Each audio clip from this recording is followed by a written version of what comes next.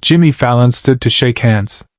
Denzel Washington reached into his jacket pocket instead. And what he pulled out silenced the entire studio. It was a Tuesday night taping. February 2018. The Tonight Show. Routine celebrity interview. Denzel was promoting a new film. Standard stuff. The kind of segment Jimmy had done 1,000 times. The audience applauded as Denzel walked onto the stage. Jimmy stood behind his desk, smiling wide, hand already extending for the traditional greeting. The band played. The cameras rolled. Everything normal. Denzel reached the desk, looked at Jimmy's outstretched hand, and shook his head no. The smile froze on Jimmy's face. His hand hung in the air, awkward, uncertain. The audience stopped clapping. The band kept playing for 2 more beats before trailing off into confused silence. Denzel? Jimmy's voice carried genuine confusion. You okay, man? Denzel didn't answer. Instead, he reached into the inside pocket of his suit jacket. Slowly. Deliberately. His eyes never leaving Jimmy's face. The studio held its breath. What Denzel pulled out was small. A photograph.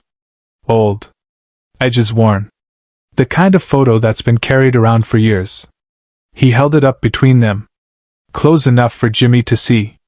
Not close enough for the cameras to catch clearly. Jimmy's face changed. The confusion vanished. Replaced by something else. Recognition. Then shock. Then something that looked like fear. Where did you get that? Jimmy's voice was barely audible. From the person who asked me to give it to you, Denzel said quietly. Tonight. On live television. Because they knew this was the only way you'd see it. The audience was completely silent. 300 people leaning forward, trying to understand what they were witnessing. The Roots exchanged glances. Questlove's drumsticks were frozen mid-air. Jimmy took the photograph with trembling hands. He stared at it for 5 seconds that felt like minutes. When he looked up, his eyes were glistening. Is she here? Jimmy asked, his voice cracking. Denzel nodded toward the audience. Row 12. Left side. Every camera in the studio swung toward that section. The lights followed. And there, sitting in the 12th row, was an elderly black woman. Mid-70s. Wearing a church dress. Hands folded in her lap.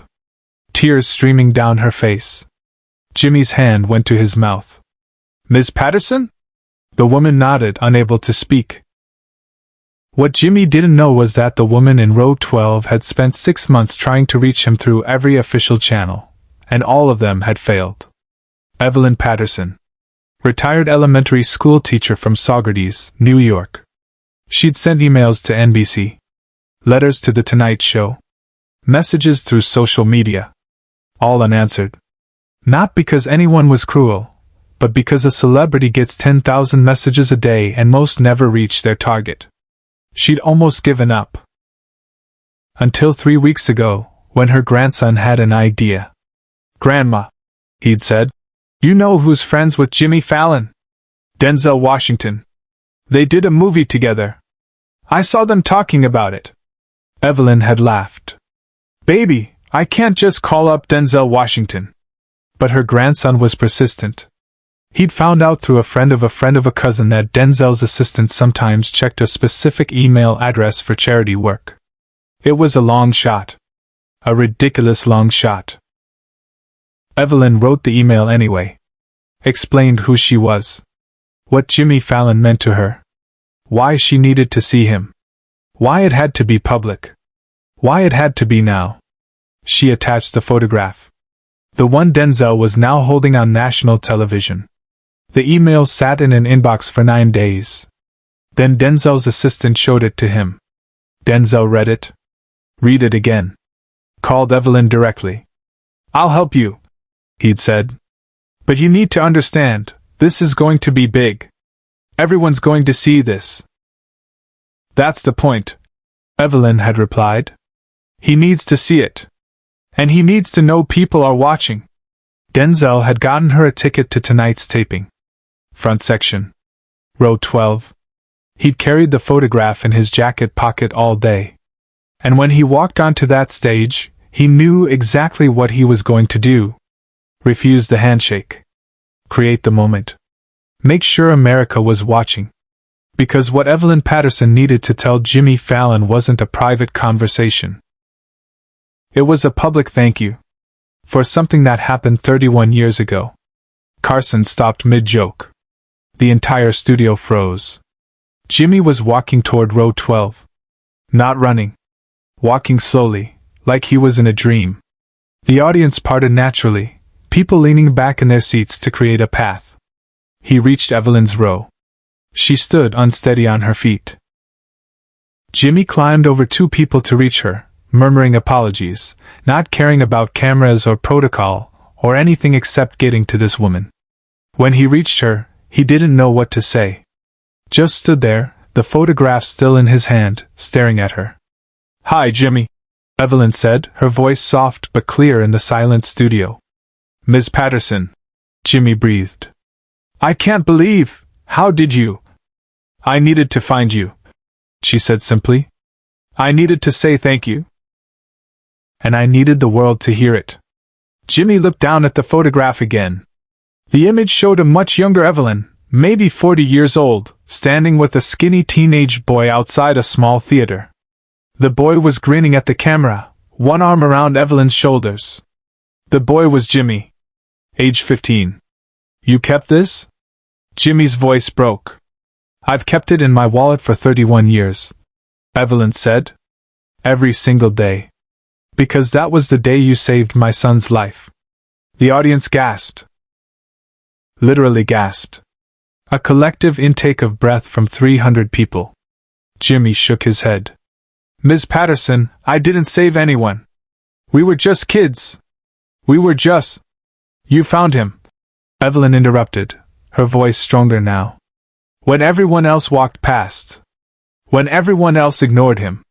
When I was searching for 3 hours in a panic. You found my Marcus and you stayed with him until the ambulance came." The story was emerging now. 31 years old. 1987, Saugerties, New York.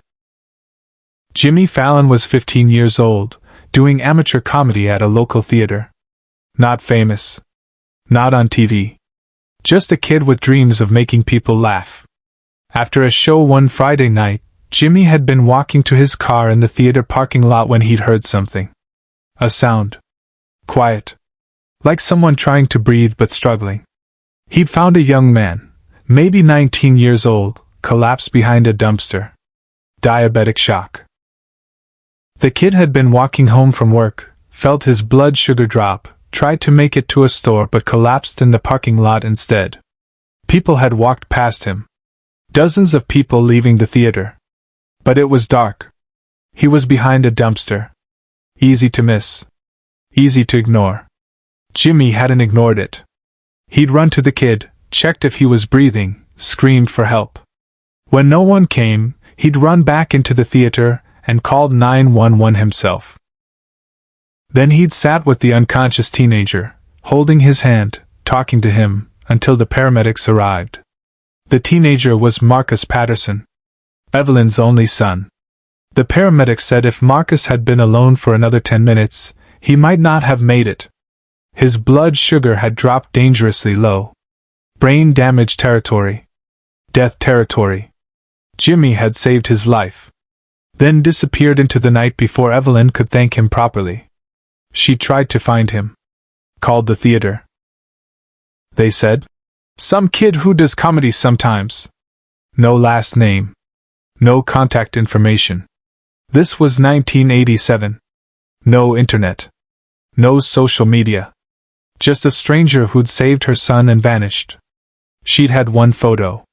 A theater employee had snapped it the week before. Evelyn had come to watch one of Jimmy's amateur comedy shows because Marcus had told her there was this funny kid performing.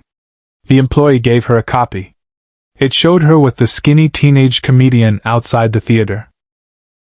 She didn't know his last name was Fallon. Didn't know he'd go on to Saturday Night Live. Didn't know he'd become one of the most famous people on television. Until 5 years ago, when she was watching The Tonight Show and saw the host's face and nearly dropped her coffee cup. "That's him," she'd whispered to Marcus, who was visiting with his own children. "That's the boy who saved you." Backstage, a producer was frantically gesturing to cut to commercial, but Jimmy didn't even notice. Jimmy was crying now. Not hiding it. Just standing in the middle of row 12, crying while Evelyn held both his hands. "I never knew your name," Jimmy said through tears. "I tried to visit the hospital the next day, but they wouldn't tell me anything because I wasn't family. I hoped he was okay. I thought about him for years. Wondered if he made it." "He more than made it," Evelyn said, smiling through her own tears. She turned and gestured to a man standing at the end of the row. "Marcus. Come here, baby." A man in his early 50s stood and moved toward them. Healthy. Strong. Very much alive. He had tears streaming down his face too. "Mr. Fallon," Marcus said, his voice thick with emotion. "I'm the kid you saved." Jimmy looked at him. Then at Evelyn. Then back at Marcus. And he laughed. That genuine, surprised Jimmy Fallon laugh that America knows so well. Except this time it was mixed with sobs. You're okay," Jimmy said, stating the obvious, overwhelmed. "I'm a father of 3, Marcus said. "I'm a high school teacher. I coach basketball. I've had a beautiful life. And none of it happens if you walk to your car a different way that night." The audience was standing now. Applauding. Crying. Watching something real unfold. Denzel Washington was still on stage, wiping his own eyes. Questlove had given up any pretense of professional composure. The Roots were openly emotional. Jimmy embraced Marcus. Held him tight. Two strangers connected by one random act of kindness 31 years ago. When they finally separated, Evelyn reached into her purse and pulled out something else. A small notebook. Worn. Filled with handwriting. "I wrote you a letter every year," she said, handing it to Jimmy. "On the anniversary of that night. Every year for 31 years. I never had anywhere to send them. But I wrote them anyway. Thanking you. Telling you about Marcus's life. About his graduation. His wedding. His children. I wanted you to know what your kindness created." Jimmy took the notebook with shaking hands. Opened to a random page. Read a few lines of Evelyn's careful handwriting describing Marcus's first day teaching at the same high school he'd attended. "You gave me my son back," Evelyn said quietly. "And I've spent 31 years trying to find a way to say thank you. So when I saw you on TV, when I realized who you were, I knew I had to find you.